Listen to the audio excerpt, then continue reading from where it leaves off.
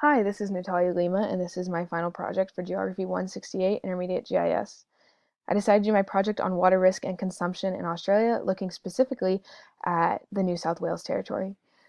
I downloaded all my data from a website that actually a classmate recommended to me on the discussion forum, this Aqueduct Water Risk Atlas from the World Resources Institute in Washington, D.C. They have water risk data for just about everywhere in the world, excluding namely Greenland. Um, so they created this measure overall water risk, and they rated each place in the world at a low to high risk from 0 to 5. And this water risk was calculated using the following indicators as shown down here. So there's physical risk quantity indicators, such as groundwater stress, physical risk quality indicators, such as return flow ratio, and regulatory and reputational risk indicators, such as access to water and threatened amphibians. And then each indicator group is weighted according to these numbers here. And then the overall number is decided or is calculated, and you get an image like this. And this data set is entirely downloadable and rather expensive, if I haven't said that already. And so then I imported it into ARC, and I created this map here, the overall water risk in Australia by territory. So the way I created this map is I first had to get I had a world shapefile layer that I filtered down to Australia.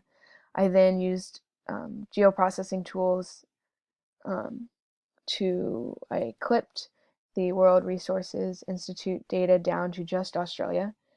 I then had to filter by attribute to get, and then save each. I filtered by attribute to create a layer for high risk, a layer for medium high risk, low medium risk, and low risk. Australia did not have any extremely high risk areas in the entire continent. Um, so I saved each layer separately, and then each layer I had to dissolve to get all the little tiles into um, one larger like homogeneous layer. Um, and then each layer I had to project because the data came in decimal degrees, so I had to project into a layer that used meters in order to do my comparison and my analysis later on. So I decided to use the Australian Albers projection 3577, since this was in meters and it's an equal area projection. So I knew that I'd be comparing land area later, so I wanted to use an equal area projection from the beginning.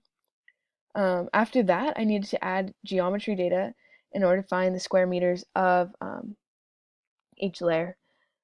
Uh, and so then I got all of that information, like I said, in square meters. So I had to use the field calculator to divide my results by 1 million in order to get kilometers squared for each layer. After that, I had a territories layer, and I overlaid it on top and used the intersect tool to then get me essentially high risk layer specifically in Western Australia, and then medium high risk layer in Western Australia, and so on for every layer in every territory. After that, I decided to focus specifically on the New South Wales territory. I did the exact same thing for the New South Wales as I did for the beginning, but I clipped to the New South Wales area. Um, I just clipped it down and looked at it specifically.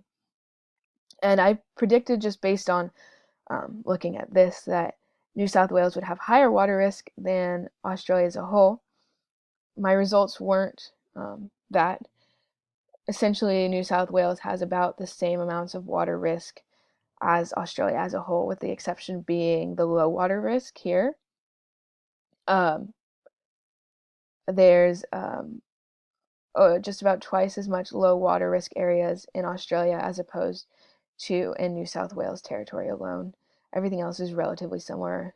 High risk, there's a 5% more high risk in New South Wales. So I guess water risk is a little bit higher in New South Wales than in overall Australia, but not by much.